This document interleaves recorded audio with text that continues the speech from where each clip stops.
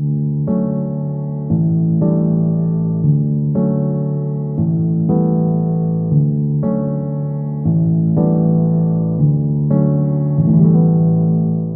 bon chef.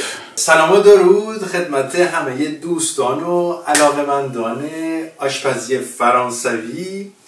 امروز میخوام یکی از معروفترین و محبوبترین دسرهای فرانسوی براتون درست کنیم به نام پان پردو. یک دسر خیلی راحت، خیلی ارزون که معمولا با نونهای مونده از روز قبل که نمیدونیم باید چی کار کنیم صبح قشنگ درست میکنیم و به عنوان صبحونه یا به عنوان دسر بعد از غذا خورده میشه. لیست مواد تشکیل دهنده رو در توضیحات براتون گذاشتیم، هم لیستش و هم مقدارش رو میتونین راحت در توضیحات پیدا کنید. اولین کاری که ما میکنیم تخم مرغ ها رو توی ظرف تقریبا بزرگ میشکنیم، چون قراره که بعد نونا توی این ظرف بره، پس هرچی بزرگتر باشه بهتر. بعد از این شیر رو اضافه میکنیم و یک مقدارم شکر دیگه بستگی به خودتون داره. بعضیا دوست دارن خیلی شیرین باشه، یکی مثل من دوست داره که خب یکم سبکتر باشه و اینش دیگه دست خودتونه. خب به دلیل اینکه ما خیلی شیکمو هم هستیم یک کمی هم خامه اینجوری مایه بهش اضافه میکنیم. این تو دستورش نیست به صورت رسمی، ولی اضافه کنین هم بهتر هم میشه. همون اصلش شیر و تخم مرغ و شکر هستش، ولی خامه هم اینجوری بهش اضافه کنین خوشمزه تر هم میشه.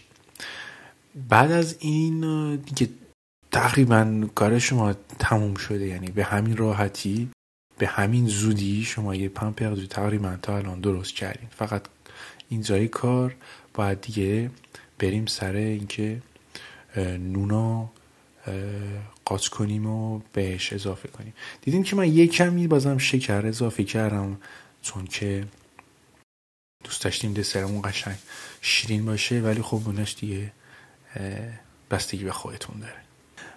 بریم سراغ نونمون. حالا اینجا نون همونجور که میبینین یک نون تقریبا خشک شده و قشنگ بیاته و به دلیل اینکه این اصلا این دسر بهش میگن پان پردو.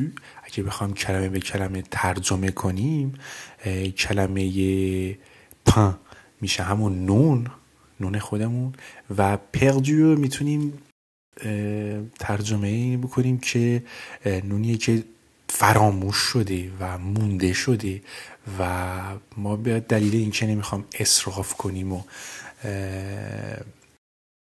از این نونا دور بریزیم اینجوری ازش استفاده میکنیم. این ماجرای پان پردو اینه که نونیه که فراموش شده، یعنی هم پردو اگه بخوایم ترجمه بشه همون گم شده میشه ترجمه کنیم، ولی منظور همون نون باقی مونده یا نون فراموش شده است که ما اینجوری نجاتش میدیم به قول معروف. برای همین هرچی نونتون خوشتر باشه خوشمزه تر هم میشه اتفاق. خلاصه اینا رو ما میریزیم تو همین موادی که درست کردیم و تا میشه فشارش میدیم که این مایعات واردش بشه و مثل اسفنج به خودش بگیره.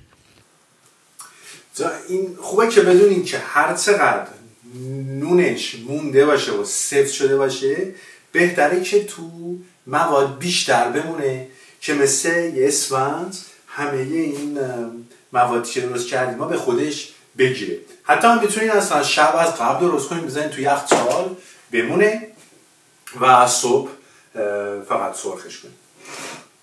خب از اونجایی که کره واقعا در آشپزی فرانسوی یک جای خاصی داره، ما این پان پردومون رو توی با کره سرخ میکنیم. برای همین من یه تیکه کره الان گذاشتم همینجوری راحت آب بشه. مواظب باشین نسوزه اصلا همون جور که طلایی، رنگ طلایی داشته باشه زیرش یه جوری تنظیم کنین که کراتون فقط همین جوری آب بشه و سوخته نشه. حالا ما در اینجای کار حتی یک کمی هم شکر روی کره اضافه میکنیم. چرا؟ برای اینکه این یه حالت کاراملی به خودش بگیره، بعد به نون قشنگ حالت کاراملی بگیره. این اول اینکه پمپردجو خیلی خوش رنگش میکنه، بعدم اینکه به علاوه بر اون طعم شیرینش یک حالت تردی هم پیدا میکنه این پمپردوی ما. برای همین یه ذره شکری که من ریختم روی کره آب شده نقش مهمی بازی میکنه. خب در این جای کار دیگه نونایی که قشنگ این مایه رو به خودش گرفته مثل یه اسفنج رو کم کم میذاریم روی این ترکیب کره و شکر و میذاریم که یه حالت طلایی به خودش بگیره. حتی اسم این پمپردجو در بعضی از جاهای دنیا میگن نون طلایی شده یا نون سرخ شده. برای همین اینا کم کم همه رو اضافه میکنیم و میذاریم راحت قشنگ یه حالت طلایی به خودش بگیره.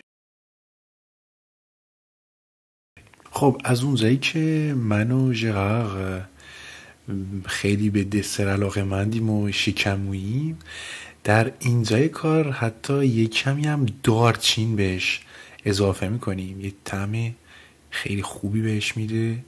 تو همون اصلش دارچین وجود نداره، ولی ما دارچین و حتی آخر کارم یک کم دیگه هم شکر اضافه کردم. اینا دیگه بستگی به سلیقه خودتون داره اگه دوست دارین دارچین اضافه کنین یا نه، ولی من خودم خیلی علاقه‌مند دارچین هستم. خب اینجا دیگه الان پمپردوی ما آماده است، میتونه سرو بشه. این رو همین جوری به عنوان دسر خورده میشه، ولی شما اگه دوست داشتین حتی میتونین یه کمی هم بستنی یا مثلا یه کمی هم اینجا بهشون یعنی کرم شانتی همون خامه روش اضافه کنین، بازم خوشمزه تر میشه. ولی از همون طرز رسمی این پمپردو همین جا دیگه تموم میشه و میتونه اینجوری سرو بشه. Genre, tu m'attends même pas. Faut que tu viennes goûter, hein.